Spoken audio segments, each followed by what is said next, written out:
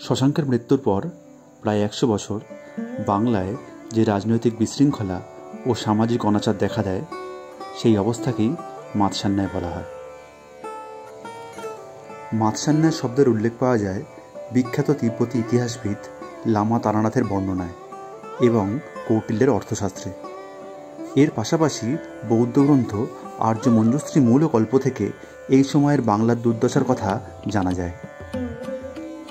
বঙ্গদেশে প্রচলিত মাতসান্যায় অবস্থা সামন্ততন্ত্রের বিশৃঙ্খলাকে ইঙ্গিত করে। আসলে শশাঙ্ক মারা যাবার পর তার পুত্র মাত্র ৮ মাস ৫ দিন রাজত্ব করেছিলেন। তারপর থেকেই বিভিন্ন অঞ্চলের সামন্ত রাজারাই হয়ে ওঠেন প্রকৃত আঞ্চলিক শাসক ও রাজনৈতিক শক্তি। ফলে বঙ্গদেশ জুড়ে শান্তিশৃঙ্খলা ব্যাহত হয়, ব্যবসা বাণিজ্যের সমৃদ্ধি বিনষ্ট হয়, ধর্ম সংস্কৃতির অগ্রগতি রুদ্ধ হয়। তিব্বতীয় বৌদ্ধ পণ্ডিত লামা তারানাথের বিবরণ থেকে জানা যায়, সারা বঙ্গদেশে কোনো রাজা ছিল না। প্রত্যেক ক্ষত্রিয় সম্ভ্রান্ত ব্যক্তি, ব্রাহ্মণ ও বণিক সকলেই নিজ নিজ ক্ষুদ্র এলাকায় স্বাধীনভাবে শাসন কাজ পরিচালনা করতেন। মাতসান্যায় শব্দের আক্ষরিক অর্থ হিসেবে মাছের মতো আচরণকে বোঝায়। পুকুরের বড় মাছ যেমন সুযোগ পেলে ছোট মাছকে গিলে খায়, ঠিক তেমনি শশাঙ্কের মৃত্যুর পর বাংলায় শক্তিশালী বিত্তবান পুরুষেরা দুর্বল ও অসহায়দের সর্বস্ব আত্মসাৎ করত।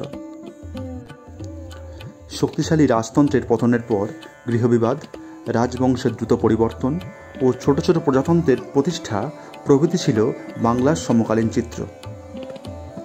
রাজনৈতিক অনৈক্য ও বিশৃঙ্খলার সুযোগ নিয়ে বৈদেশিক রাজন্যবর্গ এই সময় বারবার বঙ্গদেশ আক্রমণ করতে থাকেন। বঙ্গদেশে মাতসান্যায় চলাকালীন একের পর এক অন্যান্য রাজশক্তির আক্রমণ ঘটে।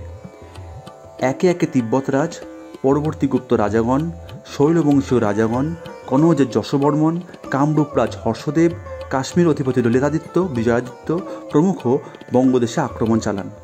যদিও এই সমস্ত শক্তি বঙ্গদেশে আধিপত্য প্রতিষ্ঠায় সক্ষম হয়নি, কিন্তু এই আক্রমণের পরিণামে বঙ্গদেশের জনজীবন বিপর্যস্ত হয়ে পড়ে।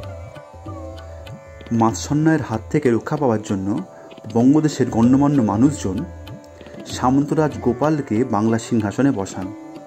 গোপাল কঠোর হাতে মাতসান্যায়ের অবসান ঘটান। মাতসান্যায়ের অবসানের সঙ্গে সঙ্গে জোরজার মুলুকতার এই অবস্থার অবসান ঘটে, সমাজে শান্তি ফিরে আসে। বঙ্গদেশের মাতসান্যায় নিয়ে আমার ছোট্ট উপস্থাপনা আপনাদের কেমন লাগলো অবশ্যই তা কমেন্টসে জানাবেন।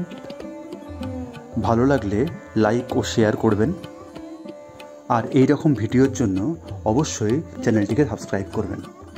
নমস্কার।